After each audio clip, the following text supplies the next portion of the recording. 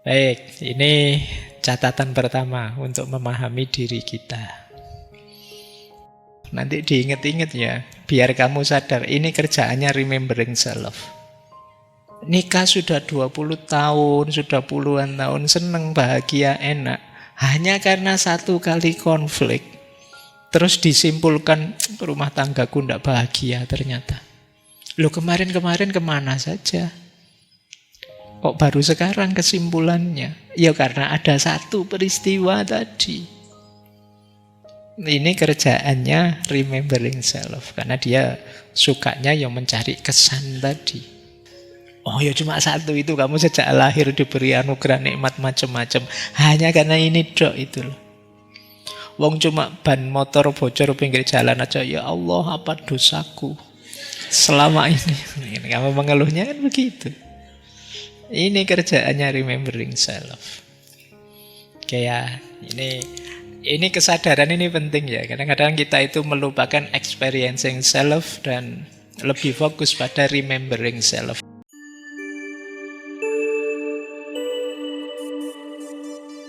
Assalamualaikum warahmatullahi wabarakatuh. Bismillahirrahmanirrahim. Alhamdulillahi rabbil alamin. Assalatu wassalamu ala asyrafil anbiya'i wal mursalin Sayyidina wa maulana Muhammadin wa ala alihi wa ashabihi wa man tabi'ahum bi ihsanin ila yaumiddin. Amma ba'd. Bismillah, mari kita lanjutkan lagi belajar kita. Baik, malam hari ini kita masih di bulan kekayaan, bulan ekonomi. Malam hari ini kita akan belajar dari beliau, Daniel Kahneman. Beliau ini psikolog sebenarnya. Luar biasanya psikolog tapi dapat Nobel ekonomi. Karena memang punya karya yang luar biasa yang berhubungan dengan satu bidang yang disebut behavioral economics atau ekonomi perilaku. Jadi bidang yang saya sebut tadi, behavioral economics, itu ya bahasa Indonesianya ekonomi perilaku. Cabang ilmu ekonomi yang tidak sekedar belajar hitung-hitungan ekonomi, tapi juga melihat aspek psikologis, emosional, sosial, dan juga kognitif akal mempengaruhi keputusan ekonomi. Jadi keputusan-keputusan ekonomi kita itu tidak hanya kalkulasi rasional untung rugi, tapi ada pengaruh psikologi, pengaruh emosi, pengaruh sosial. Ini bidang ini disebut behavioral economics. Makanya sebenarnya ilmu itu ya nyambung-nyambung saja sih, apalagi ilmu humaniora. Jadi di sini kan nanti ada psikologinya, ada ekonominya, ada sosialnya, ada kognitifnya, ada emosinya, mungkin nanti nyambung etiknya, mungkin juga nanti masuk agamanya dan lain sebagainya. Nah, ada beberapa asumsi dari behavioral economics ini. Yang pertama, manusia itu tidak sepenuhnya rasional. Nah, kita yang belajar filsafat banyak selama ini kan agak membanggakan dimensi rasionalitas kita. Kita selalu mengkritik orang kalau tidak rasional, tidak masuk akal, itu tidak ilmiah. Tapi di sini ditegaskan manusia itu sebenarnya tidak sepenuhnya rasional. Kenapa begitu? Karena akal kita terbatas. Jadi yang kita sebut rasional itu kan bersandar pada yang pertama informasi yang kita punya. Kemudian juga ruang dan waktu di mana kita hidup. Yang ketiga, kapasitas kognitif kita, kemampuan mikir di antara kita juga beda-beda. Yang lahir di Jawa dengan yang lahir di luar Jawa mungkin pengalamannya berbeda. Sehingga mungkin saja yang di sini disebut rasional, di sana tidak masuk akal begitu. Jadi mungkin di sini ada pengalaman-pengalaman apa yang dianggap biasa, di tempat yang berbeda dianggap enggak. Yang kayak gitu ya, menurut saya itu tidak masuk akal, tidak mungkin. Tapi di sini ternyata bisa mungkin saja. Jadi yang disebut rasional tidak rasional itu sifatnya terbatas dari informasi pengetahuan yang kita miliki. Juga ruang dan waktu. Juga ya kapasitas kognitif kita. Sampai hari ini mungkin masih banyak orang yang bingung. Ngaji kok filsafat ya? Agak tidak nyambung di mindsetnya dia. Kenapa bisa begitu? Ya, dia punya definisi sendiri tentang seperti apa ngaji itu. Sehingga ketika kok objeknya filsafat, tidak terlalu masuk, tidak masuk akal. Nah, ini yang disebut ada keterbatasan dalam aspek informasi dan pengalaman. Jadi, oke ya. Berarti kita itu yang merasa manusia itu sepenuhnya rasional, sebenarnya sebagian besar tidak. Apalagi nanti keputusan ekonomi. Kan sering kalian memutuskan, Pak saya harus punya HP ini Pak misalnya. Padahal HP-nya mahalnya luar biasa. Sementara kamu uang kos-kosan untuk makan saja kadang ya tidak nutut. Tapi kamu nekat memutuskan itu. Kenapa? Mungkin demi gengsi, mungkin demi tidak dianggap ketinggalan zaman. Ada alasan macam-macam. Itu yang dimaksud manusia itu tidak sepenuhnya rasional. Nah, sekarang kalian dapat alasan ya kalau dikritik orang, kamu tidak rasional. Biasa, memang manusia itu tidak sepenuhnya rasional. Ada sangat banyak aspek dalam hidup kita itu kalau dicermati itu sebenarnya tidak rasional keputusan itu. Oke ya. Baik. Meskipun saya jangan ditanya ya kemarin sepak bola itu rasional apa enggak. Kok sebesar itu sih. Oke. Yang kedua, preferensi manusia itu tidak konsisten. Manusia itu bisa, kalau bahasa sederhananya, bisa mencela-mencela. Kemarin bilang apa, sekarang bilang apa. Kemarin di situ saya contohkan kayak orang mau diet. Wah, sedang mau diet, dia bilangnya kita harus menjaga kesehatan dong, kita harus mulai menjaga makanan gitu. Ketika dia sedang mau diet. Besok ketika dietnya gagal, dia pakai alasan yang berbeda. Hidup dinikmati lah. Hidup sekali kok ya susah-susah itu. Jadi ketika A kamu pakai alasan A, ketika B kamu pakai alasan B. Preferensi kita berubah-ubah. Kadang kamu bingung, ini yang benar yang mana? Yuk benar semua sesuai konteksnya masing-masing, sesuai kepentingannya setiap orang. Yang satu bilang, agama loh ya, jangan dimain-mainkan. Agama itu harus serius. Yang sini bilang, Allah itu maha penyayang. Beragama ya jangan streng gitu dong, jangan kaku gitu kan. Ya rasanya ya semua benar, tapi itu yang dimaksud. Preferensi kita kadang berubah-ubah. Kalau pas kita khilaf banyak dosa, kita Allah itu kan maha pengampun. Santai saja. Tapi begitu temannya yang berdosa, hati-hati loh. Allah itu sekecil apapun salah akan dihitung oleh Allah.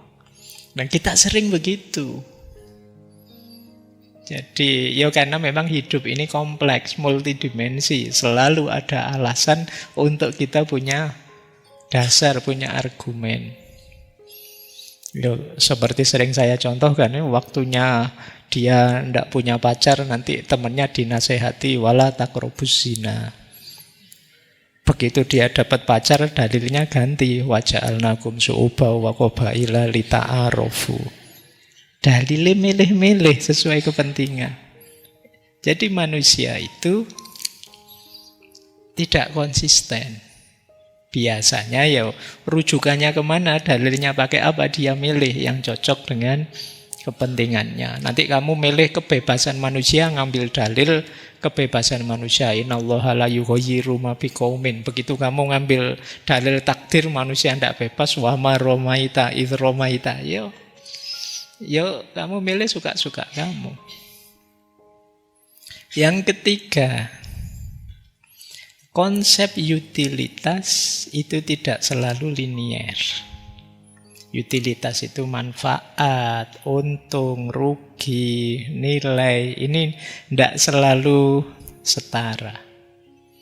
Secara matematika mungkin sama, tapi begitu di aspek rasa bisa berbeda. Itu manusia.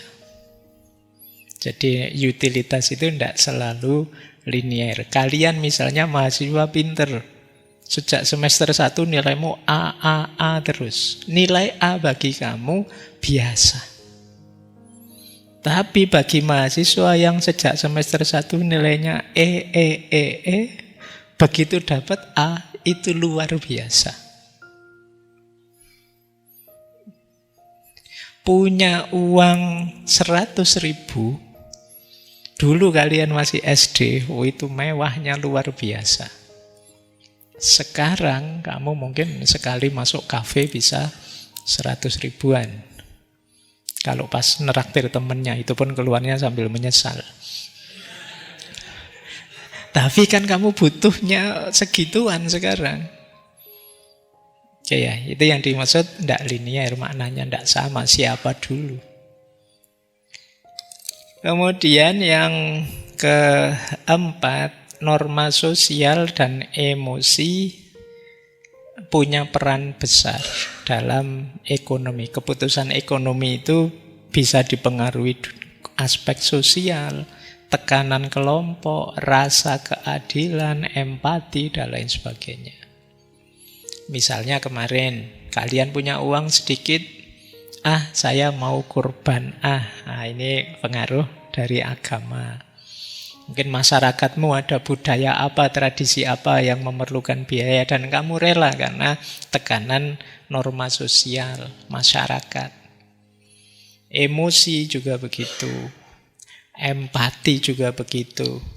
Kalau untuk dirimu sendiri kamu eman-eman, keluar sedikit saja kamu perhitungan, tapi untuk pasanganmu, untuk pacarmu, kamu tidak perhitungan lagi. Nah, ini emosinya main. Baik, dan itu manusia. Yang terakhir, self control. Kalau ini tiap orang beda-beda. Dalam diri kita itu biasanya sering konflik tentang self control ini. Kita tahu yang benar ini, yang rasional ini, tapi meleset terus. Tahu kok kita misalnya kalau beli barang ini itu boros, tapi kalau sudah kadung seneng mau gimana lagi? Kita tahu kok nabung itu sedikit-sedikit lama-lama jadi banyak. Ayolah kita biasakan nabung, tapi ada godaan ini, godaan itu, tabungannya tidak ngumpul-ngumpul akhirnya. Bolak-balik diceki aja, rekeningnya sekian, saldonya sekian tiap hari ya. Terus ketika ada kebutuhan sedikit mudah tergoda. Self control. Baik, jadi pada intinya jangan dikira manusia itu perilakunya termasuk perilaku ekonominya selalu rasional. Tidak. Meskipun keistimewaan kita itu ya di akal kita, di rasio kita, tapi ternyata pengendali diri kita tidak di rasio. Nanti kalian yang senang tasawuf boleh dilanjutkan ke Imam Ghazali atau Ibnu Arabi dan lain-lain. Kalau para sufi kan memang bukan akal porosnya manusia itu, tapi di kecenderungan hatinya. Ya, ini mengenalkan bidang beliau saja. Kita awali dari sini. Ini ada di bagian-bagian akhir buku Thinking Fast and Slow. Jadi beliau membagi diri kita ini ada dua aspek. Ada namanya experiencing self, dan ada yang disebut remembering self. Diri yang mengalami dan diri yang mengingat-ingat. Jadi kerja intelek kita dua ini, intelijensi kita itu. Experiencing, yang satu remembering. Experiencing self itu diri yang mengalami, itu diri kita yang saat ini sedang merasakan yang sedang dialami. Ini experiencing self. Jadi saat ini saya sedang ngaji, Pak. Saat ini saya sedang minum kopi susu, Pak. Saat ini saya sedang minum air putih, Pak. Saat ini namanya experiencing self. Experiencing self itu ya bisanya merasakan saja. Teman-teman bosan ngaji, teman-teman ngantuk ketika ngaji, teman-teman, ini namanya experiencing self. Tapi di balik itu nanti ada namanya remembering self. Remembering self itu diri yang menyimpan ingatan dari experiencing self. Dialah nanti yang mengingat-ingat, mengevaluasi, membandingkan, menceritakan kembali pengalaman tadi. Biasanya remembering self itu yang diingat, yang mengesankan saja. Ngaji ini tadi, ada naik motornya, ada berangkatnya, ada naruh sandalnya, ada milih tempatnya, ada apa. Tapi begitu nanti kalian cerita ngaji, mungkin kalian hanya, gimana ngaji kemalam? Asik. Atau gimana ngaji semalam? Membosankan. Gitu. Jadi itu remembering self. Jadi ini aspek diri kita yang tugasnya merekam. Biasanya dia ini menyederhanakan, mendistorsi pengalaman. Misalnya ya, gimana rasanya kuliah?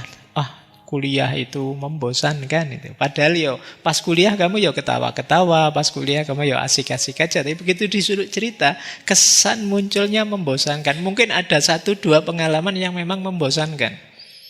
Yang tidak membosankan kamu hapus. Yang kamu ingat-ingat membosankannya. Nah, ini remembering self. Jadi kalau kalian bilang, liburan terbaik itu, seolah-olah bayangannya orang itu, liburannya mesti dari berangkat sampai pulang asik terus. Padahal mungkin ada pahitnya juga, ada capeknya juga, ada uang habis banyak juga, tapi tetap disebut liburan terbaik. Yang paling mengesankan yang disebut. Kalau sampean saya tanya, misalnya guru SMA-mu siapa yang paling mengesankan? Itu biasanya yang kamu sebut 2.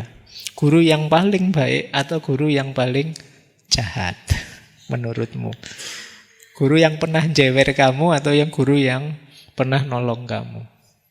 Kenapa? Yang paling mengesankan. Ya. Itu kadang-kadang kamu hanya suka satu guru di sekolah itu. Tapi begitu ditanya, gimana guru di sekolah itu? Asik-asik kok, enak-enak gurunya. Padahal sebenarnya yang kamu maksud hanya satu orang itu. Itu gayanya remembering self sudah. Ya. Jadi kita ini ada experiencing self, ada remembering self. Nanti Kahneman sama Tversky melakukan penelitian terhadap 2 orang pasien. 2 orang pasien ini diberi terapi medis yang sama. Cuma bedanya pasien yang satu terapinya sangat menyakitkan, tapi cepat selesai. Yang satu, terapinya tidak terlalu sakit, tapi lama. Ayo kalian kalau ada dua terapi jenis ini, misalnya sampean yo dipijet misalnya, pijetnya sakitnya luar biasa, tapi tidak lama kok, paling 3 menit selesai. Atau pijetnya tidak terlalu sakit sih, tapi waktunya agak lama. Kalian milih yang mana? Sebagian besar orang kalau di penelitian Kahneman justru milih yang tidak terlalu sakit, meskipun agak lama. Ada yang kapok ndak pijet refleksi, yang dipijet terus kamu jerit-jerit itu. Kamu kan terus, alah wis pijet capek saja biasa gitu. Kenapa bisa begitu? Karena remembering self tadi, biasanya yang diingat-ingat adalah istilahnya kan menapa pick and rule. Pick and rule itu yang diingat puncaknya saja. Ah, itu menyakitkan. Ah, ini menyenangkan. Jadi puncaknya, ndak dilihat durasinya. Lama ndak apa-apa lah, asal nggak terlalu sakit. Itu cirinya remembering self. Nah, ini contohnya ya. Katakan kita sering membuat keputusan itu dasarnya remembering self, bukan experiencing self. Akhirnya apa? Kita mengejar pengalaman yang terlihat bagus untuk dikenang dengan baik, bukan yang benar-benar menyenangkan. Itulah kenapa sekarang banyak orang milih liburan nyari spot yang instagramable misalnya. Jadi kamu nyari yang penting bisa banyak fotonya, bisa. Jadi kalau waktu liburan kamu nggak mikir ini menikmati suasananya atau ini mencari kesenangan apa di tempat itu, yang penting bisa banyak foto. Jadi kamu sibuk selfie lah, moto ini, moto itulah. Sampai lupa menikmati liburanmu.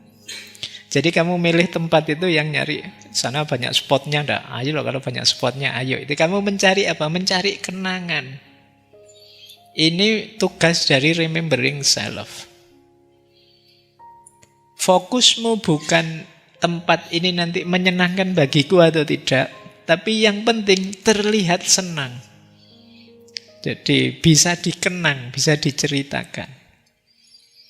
Itulah remembering self. Makanya Kahneman itu di buku itu tanya gini, would you take a vacation you knew you would forget the next day?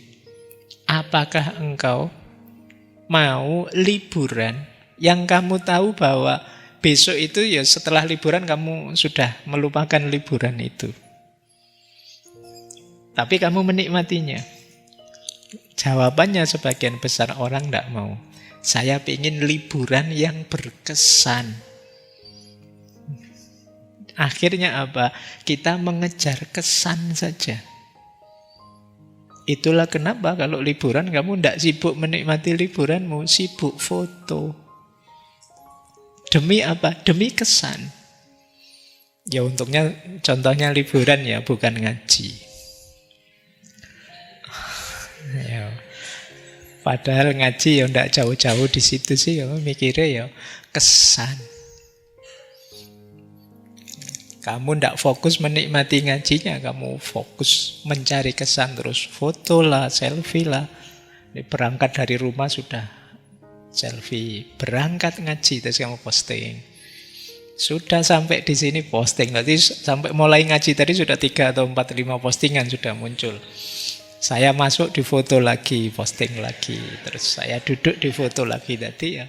Kamu mencari kesan. Ini tugasnya remembering self.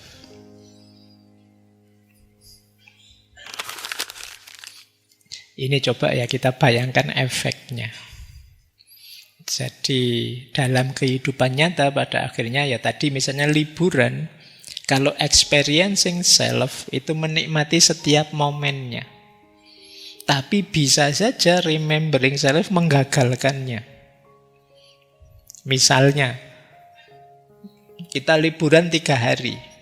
Dari 3 hari itu, tiba-tiba ada momen tidak enak sekali saja. Misalnya kita beli makanan sama penjaga warungnya harganya dinaikkan sekian kali lipat. Padahal tadi kamu menikmati liburan itu hanya karena satu momen ini. Begitu kamu ditanya orang gimana liburannya, tidak enak, gagal.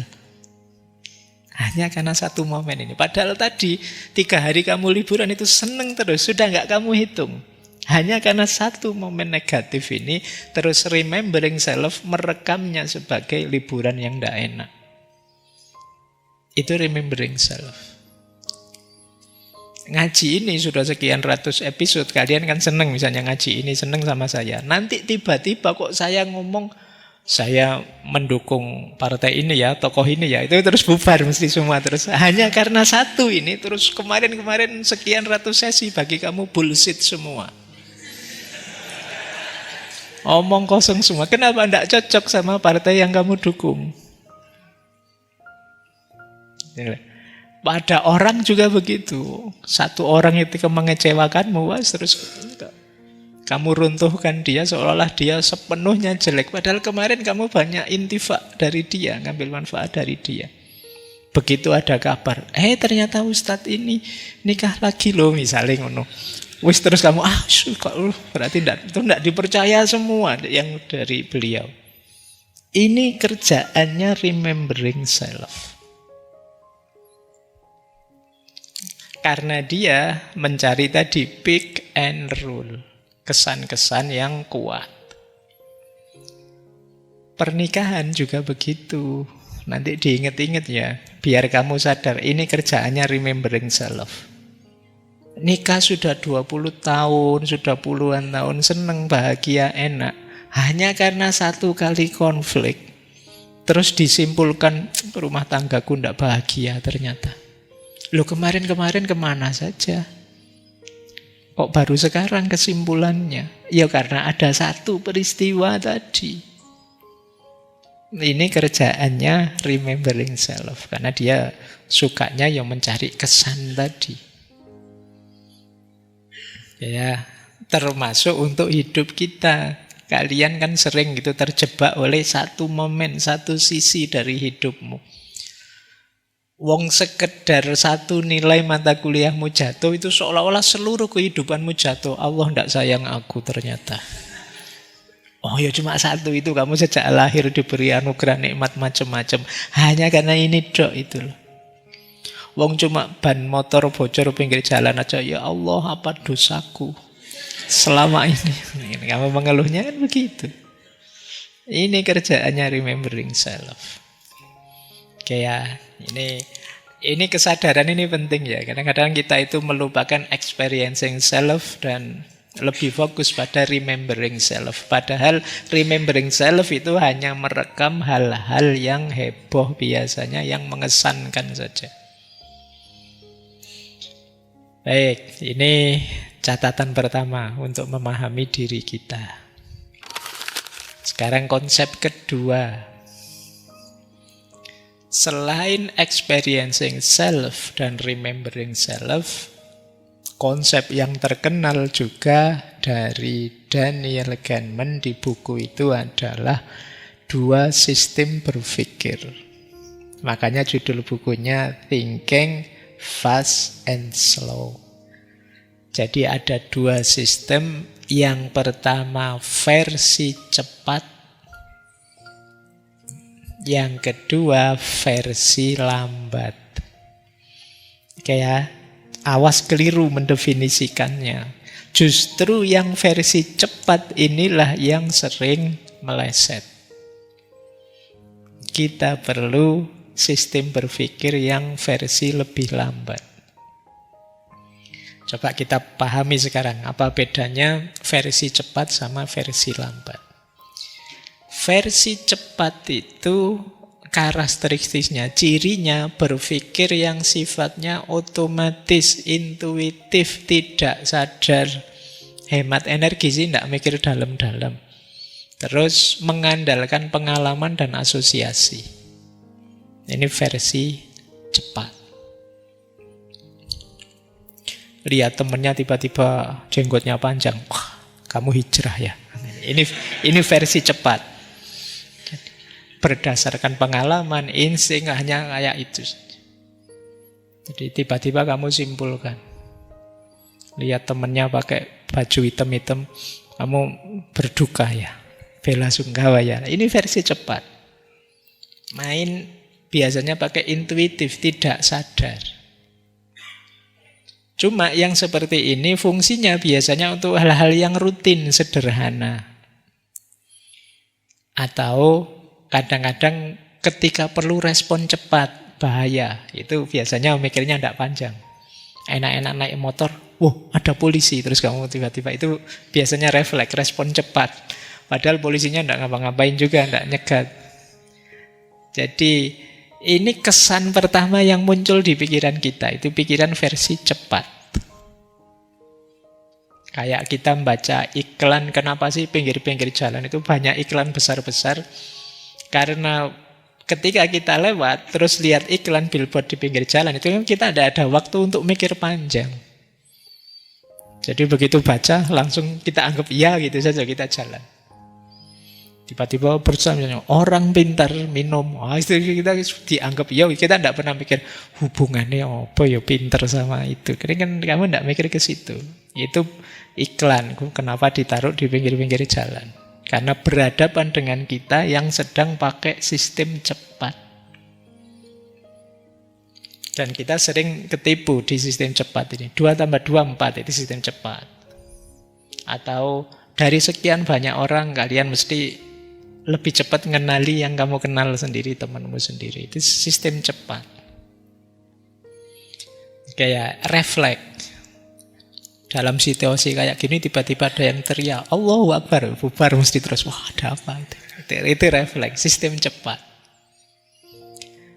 Nah, efeknya apa kalau sistem cepat itu? Inilah nanti yang sering orang terjatuh di yang disebut bias kognitif. Kesesatan berpikir. Nanti kita belajar itu lebih panjang malam hari ini. Jadi mikirnya meleset. Karena tadi dituntut respon cepat. Kelemahan besarnya di situ. Kita malam hari ini belajar ini. Yang kedua, versi lambat. Kalau ini sistem berpikir yang logis, butuh fokus, butuh teori, konsep berpikir, butuh kontrol diri, butuh evaluasi untuk menangani masalah-masalah yang kompleks, membuat keputusan rasional, mengoreksi kesalahan. Kalau sistem 1, kok begitu sih? Oh mungkin enggak. Nah ini sistem 2. Kayak tadi tiba-tiba ada teman pakai baju hitam, sampean bela sungkawa ya. Tapi enggak mesti juga sih bela sungkawa itu terus pakai baju hitam. Demikian juga orang pakai baju hitam tidak mesti bela sungkawa. Ini perlu direm dulu, berpikir yang lambat. Kalau berpikir cepat kita bisa salah paham. Ya kalau tadi 2 tambah 2 kita bisa cepat, tapi kalau di situ contohnya 274 kali ya itu kita tetap perlu lambat mikirnya. Ini yang kita perlu logika, berpikir panjang. Filsafat itu mengajak ke sini. Itulah kenapa filsafat itu sering tidak disukai orang. Kenapa? Capek. Apa-apa diminta, sebentar dianalisis dulu, sebentar dikrisis dulu. Ini capek. Orang inginnya, ya pokoknya kalau begini ya begitu. Jadi seperti biasanya saja, tidak perlu rumit-rumit, common sense saja, pokoknya jalan saja. Itu orang inginnya begitu. Kita tiap hari sebagian besar hidup juga begitu. Cuma efeknya apa kalau kita seperti itu terus di sistem 1 terus, kita sering salah mengambil keputusan. Apalagi nanti kalau kita arahkan ke ekonomi. Jadi melelahkan. Terus versi lambat ini kalau kita sedang stres, tergesa-gesa, lapar, emosi, itu biasanya sulit. Orang sedang kesusu-susu, apa orang sedang marah terus sebentar, dipikir pelan-pelan dulu. Pelan-pelan gimana ini? Nah, itu kamu akan begitu. Tidak bisa. Jadi sistem lambat ini perlu waktu, perlu kemauan, perlu tenaga. Makanya kita lebih banyak main di sistem 1. Di sistem 2 itu kadang-kadang apalagi tipe orang-orang yang males. Alah Pak, ngapain repot-repot, sudah lah. Kan di dunia ini sudah banyak orang pintar, saya wakil sajalah. Saya tinggal pakai sajalah. Kan kita banyak seperti itu. Jadi ini awalnya ya, kita ingat-ingat ada 2 sistem berpikir kita. Sistem 1 yang cepat, instinktif, rutin, tidak dipikir dalam. Yang kedua kebalikannya. Ada contoh ini yang menarik, contoh ini ya. Ini beberapa kali juga banyak dipakai orang. Ini matematika, kalian mikir sebentar. Kalau tidak paham nanti diulang. Jadi kalau kalimatnya begini, sebuah tongkat dan bola harganya 11.000. Kalau harga tongkat 10.000 lebih mahal dari bola, berapa harga bola? Itu sebagian besar orang jawabnya mesti 1.000. Padahal salah. Yang benar 500. Tahu 500 dari mana? Ayo dipikir pelan-pelan. Ya kan? Coba ya.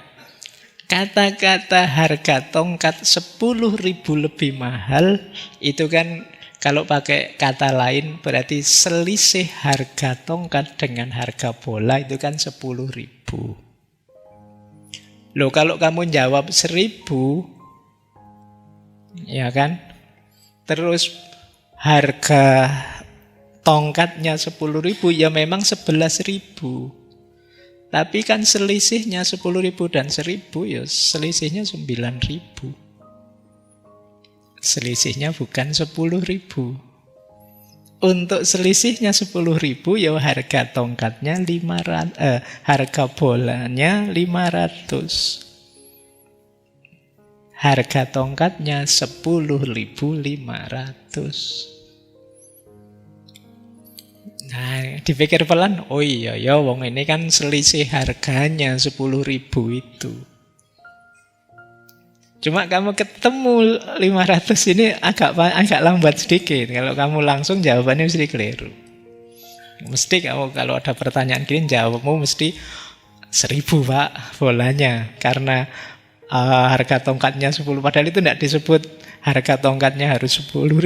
Cuma harga tongkat itu 10.000 lebih mahal dari harga bola. Oke. Oh, sudah, tidak usah dipikir kalau tidak nutut. Iya. Oke ya. Baik, kok dipikir ning omah ya. Kamu masih masa UAS gini, aja pikir gini nggak nutut nanti. Baik, ini contoh ya, mikir cepat sama mikir lambat. Rasanya wis bener Pak, ternyata ya salah. Kita sering mengandalkan rasanya ini tadi, terus kita ngotot. Betul. Padahal begitu dicermati ya memang kita keliru. Nah, jadi kata Kahneman, saat menghadapi sesuatu itu biasanya yang maju duluan sistem 1. Kalau kita mau, baru kita aktifkan sistem 2. Tapi kalau tidak, ya berhenti di sistem 1. Alah Pak, biasanya begitu, ya begitu. Pokoknya, jadi ya memang sistem 1 ini membantu kita untuk hidup lebih cepat, efisien, tidak kakean mikir. Tapi perhatikan, kalau untuk hal-hal kecil sih tidak masalah. Tapi untuk hal-hal besar, kalian harus mengaktifkan sistem 2. Keputusan-keputusan penting, resiko yang harus diambil, situasi yang kompleks, emosi, hal-hal besar dalam hidupmu jangan dibiarkan hanya sistem 1. Apa wis hal besar dalam hidupmu? Nikah misalnya, ya sistem 2 aktifkan dong. Jangan ala pak pakai insting nikah aja, bisa pak saya. Ini oh, ya aja dihitung dulu. Jadi kalian kemampuanmu, kapasitasmu, dan lain sebagainya. Ini harus mengaktifkan sistem 2. Karir, kerja, pilihan kampus, dan lain sebagainya. Ya jangan sistem 1. Penting dalam hidupmu. Aktifkan sistem 2. Ya berpikirnya memang agak lambat, perlu tenaga, mungkin perlu rujukan, perlu referensi. Tapi ini penting, tidak bisa hanya dipikir sambil lalu. Jadi nanti malam hari ini kita belajar banyak tentang cacat atau kepelesetnya sistem 1 yang sering kita lakukan dalam hidup kita. Ya, baik. Berarti kita malam ini sudah dapat 2 teori. Ada experiencing self dan remembering self. Kemudian 2 sistem berpikir, sistem cepat dan sistem lambat.